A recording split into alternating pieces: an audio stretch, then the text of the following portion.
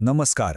चला, आज आपण एका अशा साहित्यिक क्रांतीबद्दल जाणून घेऊया जिने मराठी भाषेचं आणि साहित्याचं भविष्य कायमचं बदलून टाकलं. ही गोष्ट आहे महानुभाव क्रांतीची. पण एक विचार करा, हजारो वर्षांपासून चालत आलेले एक साम्राज्य, शब्दांचं साम्राज्य, त्याला आव्हान देणार तरी कसं? एका अशा भाषेला जिचं ज्ञान आणि धर्मावर पूर्ण वर्चस्व होतं, तिला आव्हान देणं खरंच शक्य होतं का? तर सगळ्यात आधी हे बघूया की ही क्रांती जेव्हा घडली तेव्हा परिस्थिती होती तरी कशी. त्या काळात खरं तर ज्ञान म्हणजे एक उंच किल्ला होता, ज्यात प्रत्येकाला सहज प्रवेश मिळत नव्हता.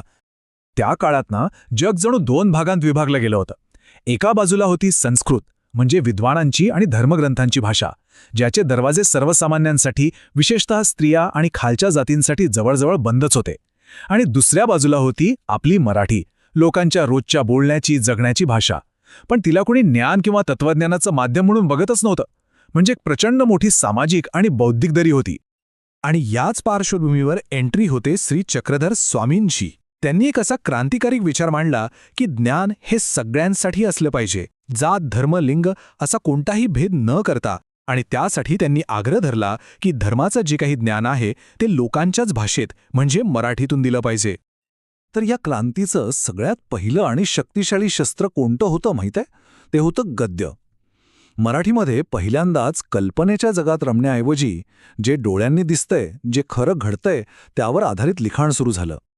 आणि या गद्याने तर साहित्याचा चेहरामोहराच बदलून टाकला. तोपर्यंत साहित्य म्हणजे काय असायचं? पुराणातल्या कथा, देवांच्या अद्भुत गोष्टी. पण महानुभाव लेखकांनी पहिल्यांदाच काल्पनिक कथांऐवजी खऱ्या घटना, खरे लोक आणि प्रत्यक्ष अनुभवलेल्या आठवणी लिहायला सुरुवात केली. यालाच आठवणींचं दस्तावेजीकरण असंही म्हटलं जातं. याचं सगळ्यात पहिलं आणि उत्तम उदाहरण म्हणजे लीळाचरित्र. हा आपल्या मराठीतला पहिला चरित्र ग्रंथ आहे, जो महिमभटांनी लिहिलाय. आणि याची खासियत काय तर हा ग्रंथ चक्रधर स्वामींच्या आठवणींवर आधारित आहे. पण या आठवणी कुणीतरी ऐकीव माहितीवर नाही लिहिल्या, तर ज्यांनी प्रत्यक्ष स्वामींना पाहिलं होतं त्यांच्याकडून ऐकून त्या सगळ्या गोष्टी पडताळून मग लिहिल्या गेल्या. म्हणजे एक प्रकारे त्या काळातलं हे एक प्रकारचं रिसर्च डॉक्युमेंटेशनच होतं. हे गद्य फक्त खरं घडलेलं सांगत नव्हतं, तर ते सामाजिकदृष्ट्या खूप पुढारलेलं सुद्धा होतं. गोविंद प्रभू चरित्र हे त्याचं एक उत्तम उदाहरण आहे. यात गोविंद प्रभू नावाच्या एका अवलिया संताचं वर्णन आहे. ते सामान्य लोकांमध्ये सहज मिसळायचे, मुलांसोबत खेळायचे आणि महत्त्वाचं म्हणजे अस्पृश्यता वगैरे काही मानत नसत. त्या काळात सामाजिक चौकटींना हे थेट आव्हान होतं.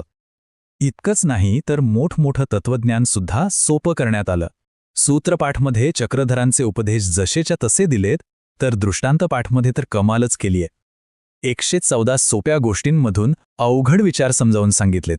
उदाहरणार्थ, हत्ती आणि आंधळे ही जी गोष्ट आपण ऐकतो ना, त्यातून परमेश्वराचं स्वरूप प्रत्येकाला कसं वेगळं दिसतं हे किती सहजपणे समजावलंय.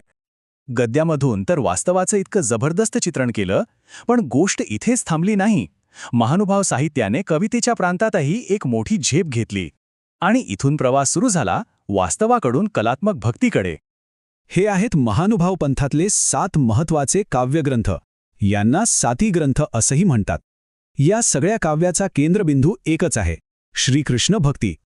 गद्यामध्ये जे वास्तव होतं तेच आता काव्यामधून एका कलात्मक रूपात लोकांसमोर येऊ लागलं. याचं एक सुंदर उदाहरण म्हणजे कवी नरेंद्रांनी लिहिलेलं रुक्मिणी स्वयंवर. जवळजवळ 1800 ओव्यांचं हे महाकाव्य आहे. नरेंद्र हे काही साधे कवी नव्हते, ते यादव राजांच्या दरबारातले कवी होते.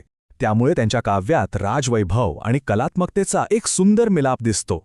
त्यांनी भक्तीसोबत शृंगार रसाचाही तितकाच प्रभावी वापर केलाय. या कवींची प्रतिभा किती जबरदस्त होती हे भास्कर भट्ट बोरीकरांच्या कामातून दिसतं. म्हणजे विचार करा, एकाच माणसाने किती वेगवेगळ्या भावना हाताळाव्यात. एकीकडे त्यांनी शिशुपाल वधसारखं वीर आणि रौद्र रसाने भरलेलं नाट्यमय काव्य लिहिलं, तर दुसरीकडे उद्धव गीतासारखं एकदम शांत आणि तत्त्वज्ञानाने भरलेलं काव्यही रचलं. एकाच कवीची ही 2 वेगवेगळी रूपं त्यांच्या प्रतिभेची साक्ष देतात. कमाल आहे.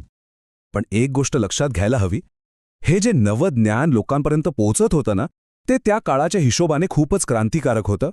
आणि म्हणूनच ह्या ज्ञानाचं, ह्या साहित्याचं रक्षण करणं खूप गरजेचं होतं.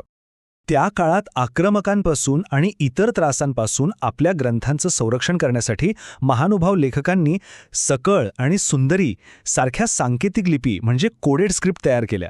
आणि ह्याचं सगळ्यात मोठं महत्त्व हे आहे की ह्याच लिपींमुळेच हे साहित्य शेकडो वर्ष सुरक्षित राहिलं.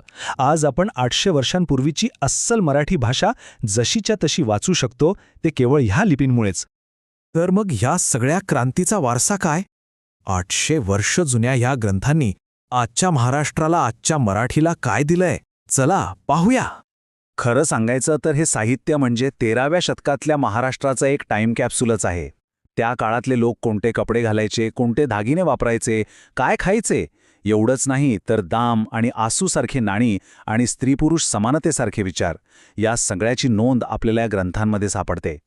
पण याचा सगळ्यात मोठा बौद्धिक परिणाम काय झाला असेल तर तो हा की महानुभाव साहित्याने हे सिद्ध करून दाखवलं की मराठी ही फक्त बोलण्यापुरती भाषा नाही, तर ती एक समर्थ ज्ञानभाषा आहे. ती मोठमोठं तत्वज्ञान आणि भव्य महाकाव्यसुद्धा सहज पेलू शकते. हे महानुभाव साहित्य म्हणजे जणू एका विशाल वृक्षाची खोलवर रुजलेली मुळं आहेत. याच मुळांवर पुढे संत ज्ञानेश्वरांच्या वारकरी परंपरेचं भक्कम खोड उभं राहिलं आणि त्याच वृक्षाच्या फांद्या आज आधुनिक मराठीच्या रूपाने बहरलेल्या आपल्याला दिसतायत. हा एक अतूट आणि चिरंतन वारसा आहे. आणि म्हणूनच शेवटी असं म्हणता येईल की हे महानुभाव साहित्य केवळ धार्मिक साहित्य नाही, तर हा मराठी अस्मितेचा, मराठीच्या आत्मविश्वासाचा पहिला हुंकार आहे. ज्ञानाला सर्वांसाठी खुलं करून त्यांनी केवळ एका भाषेलाच नाही, तर एका संपूर्ण संस्कृतीला आवाज दिला.